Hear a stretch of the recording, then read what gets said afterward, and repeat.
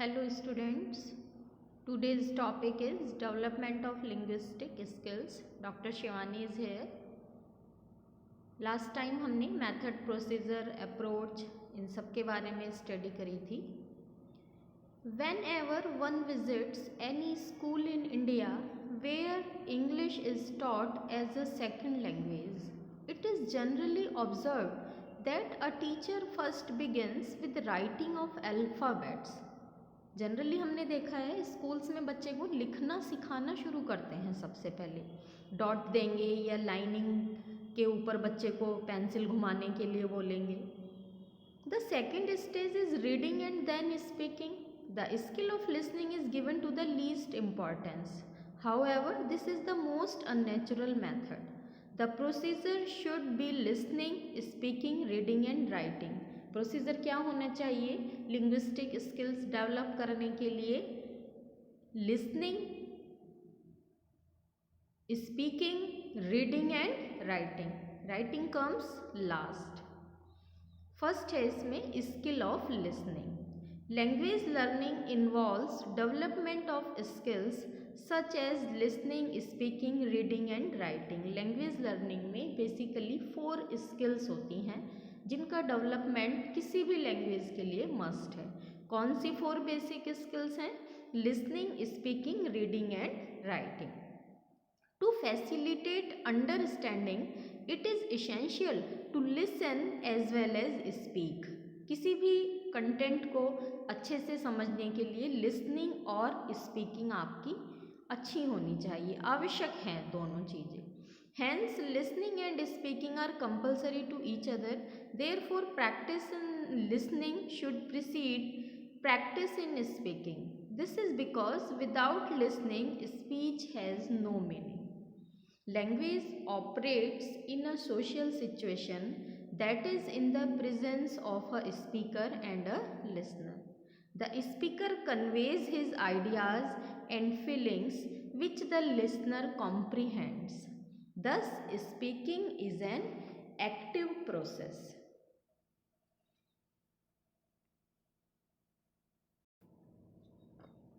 Hence, the correct approach is to follow the natural order, which is listening, speaking, reading, and writing. Cultivation of listening ability involves the following activities. The first one is exposure to wide variety of sounds. जितनी भी sounds हैं, alphabets, vowels, consonants, किससे कौन सी sounds निकल रही है, किससे क्या अल्फ़ाबेट बन रहा है, किससे किस अल्फ़ाबेट से क्या वर्ड बन रहे हैं, ये सब अधिक से अधिक नॉलेज होनी चाहिए. Knowledge of vocabulary, knowledge of phonetics, क्या क्या साउंड्स आ रही हैं इन सब की नॉलेज होनी चाहिए. Listening to native speakers in cassettes, radio और टेलीविज़न ब्रॉडकास्ट. जितने भी नेटिव स्पीकर्स हैं किसी भी लैंग्वेज की लिसनिंग स्किल डेवलप करने के लिए नेटिव स्पीकर्स को सुनना, चाहे वो रेडियो पे सुने, चाहे कैसेट के सुने, चाहे आप टेलीविज़न पे सुने. Skill develop, listening skill develop करने के लिए नेटिव स्पीकर्स को अधिक से अधिक सुनना चाहिए. To be attentive to the speaker. यदि अटेंटिव नहीं होंगे तो जो भी आप सुन रहे हो आपकी समझ में ही नहीं आएगा. To be able to comprehend normal conversational speed. To take dictation for developing the skill of listening. स्कूलों में जनरली डिक्टेशन बोला जाता है जिससे बच्चों की लिसनिंग स्किल डेवलप हो और कॉम्प्रीहेंड कर सकें. वो जो भी कंटेंट उनको दिया जा रहा है उसको लिसन करके कॉम्प्रीहेंड कर सकें. The second skill is skill of speaking. According to F.G. French, speech is the groundwork and all the rest are built upon it. Through speech, the pupils learn to make the direct connections between the English word or phrase and the subject, action and idea it bears. He learns the habit of using words in the correct sentence pattern and phrase pattern, and he can learn this in no other way. Speech is generally produced by the air stream coming out of the lungs. The speech organs help in producing sounds. Speech sounds can be divided into 2 broad categories. The first one is vowels and second one is consonant. जितनी भी speech sound हैं वो vowel और consonants के through produce होती हैं, और vowels 5 हैं और रेस्ट अल्फ़ाबेट्स जितने भी हैं वो कंसोनेंट्स हैं। तो वॉवेल्स कौन कौन से हैं? ए ई आई ओ यू, और बाकी जो 21 अल्फ़ाबेट हैं वो कॉन्सोनेंट हैं। और कॉन्सोनेंट्स और वॉवेल्स एक साथ मिलाकर जो भी साउंड्स बनाते हैं वो स्पीच साउंड्स होती हैं। Basic components of speech. कौन कौन से स्पीच में कंपोनेंट्स हैं? The first one is stress. Stress is a vital element in a correct pronunciation and great attention to it is essential. Stress means push और emphasis in speech.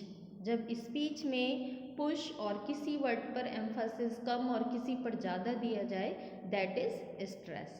We stress the letters, words, phrase and idioms that appears important to us. Stress is of 3 kinds.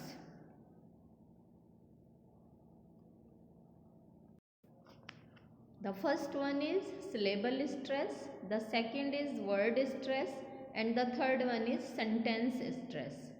Syllable stress क्या है? In English, there is variation in syllable stress as given below. There may be words of 2 syllables which stress on the first. The word is example doctor. Doctor, 2 word हैं doctor, तो stress किस पे दिया जा रहा है? Dog पे, first syllable पे, ना कि सेकंड सिलेबल पे। इसी तरीके से there may be words of 2 syllables which stress on the second, जो सेकंड पे स्ट्रेस दिया जा रहा है, जैसे मिस्टेक, किस पे स्ट्रेस है? Take, mistake. The next one इसी तरीके से there may be words of 3 syllables with stress on the first syllable. Photography, photography. 3 syllable words with stress on the second syllable. Dictation, dictation. शन, शन पे ज़्यादा स्ट्रेस है। 3 syllable words which stress on the third syllable. Understand, understand. Stand पे stress है। Words of 4 syllable have usually stress on the last syllable but one and the secondary stress earlier in the word, that is pronunciation, pronunciation.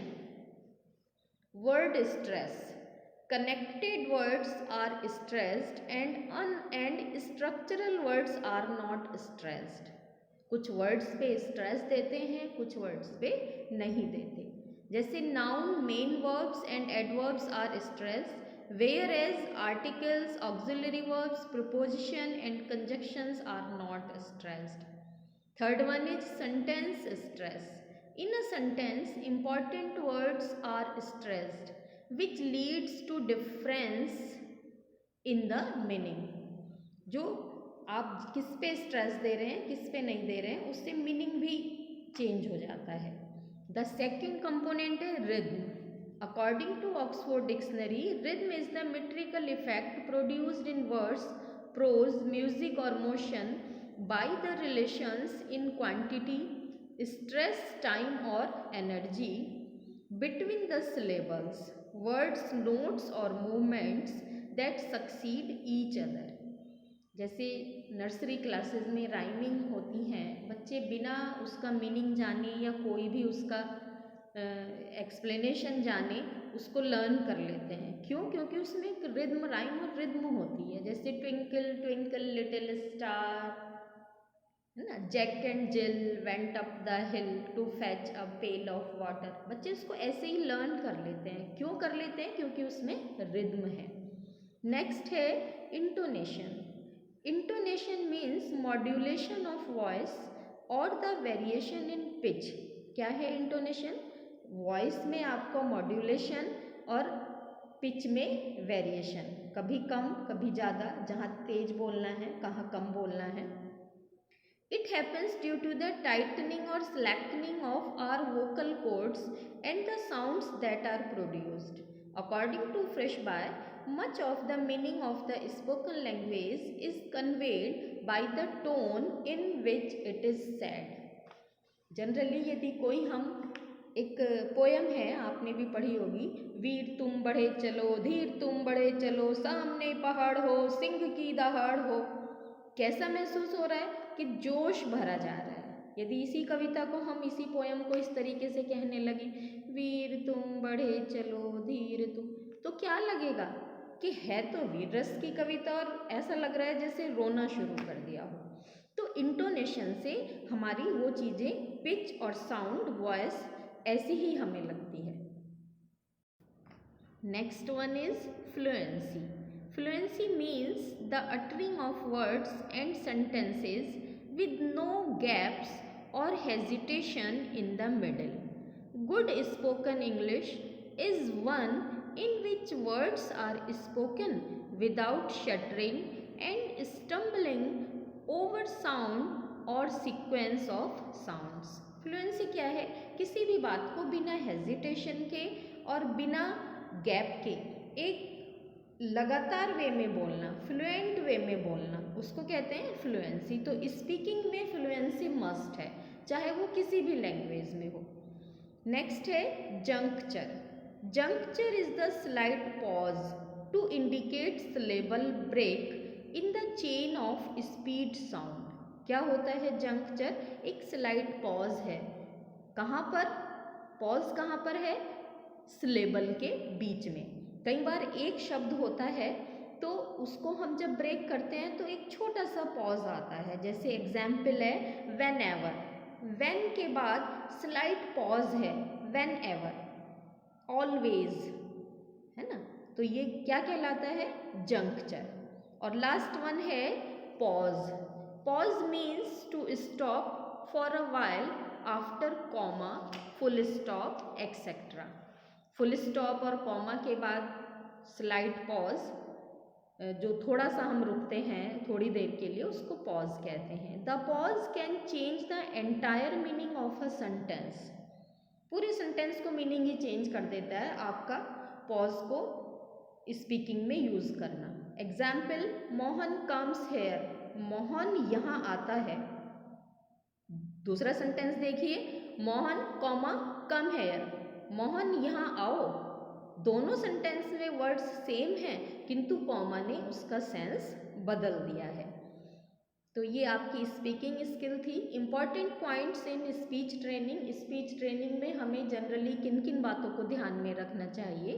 The teacher should follow some guidelines to help in speech training, as speech training can be learned by speaking. Speaking से ही speech training दी जा सकती है। Audio visual aids like tape recorder, radio, television, etc. is a useful device in speech training. जितना अधिक आप सुनेंगे उतनी आपकी स्पीकिंग डेवलप होगी। स्पीच ट्रेनिंग आपको सुनकर ही मिल सकती है, बिना लिसनिंग के स्पीकिंग की ट्रेनिंग नहीं दी जा सकती। Imitation helps in acquiring speech habits. Imitation, यदि आप किसी भी चीज़ को बार बार इमिटेट कर रहे हैं तो वो स्पीच हैबिट आपकी डेवलप करती है। स्पीच ट्रेनिंग रिक्वायर्स लिसनिंग और ईयर ट्रेनिंग। जब तक लिसनिंग की ट्रेनिंग नहीं होगी तब तक स्पीकिंग नहीं हो सकती। तो आप कह सकते हैं कि स्पीकिंग लिसनिंग पर बेस है।